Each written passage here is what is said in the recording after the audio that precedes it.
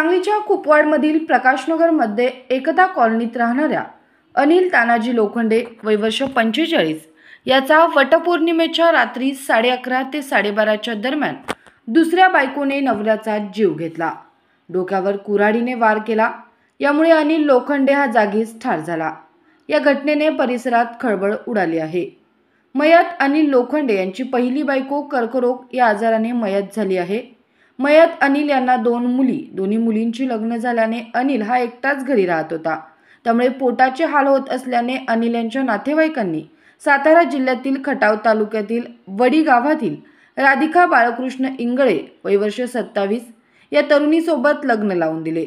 लग्न 17 मे 2025 रोजी झाल्यावर अवघ्या 17 दिवसांनी म्हणजेच वटपौर्णिमेच्या रात्री 11:30 ते 12:30च्या दरम्यान राधिका हिने अनिल याच्यावर कुऱ्हाडीने डोक्यावर व हातावर वार केला।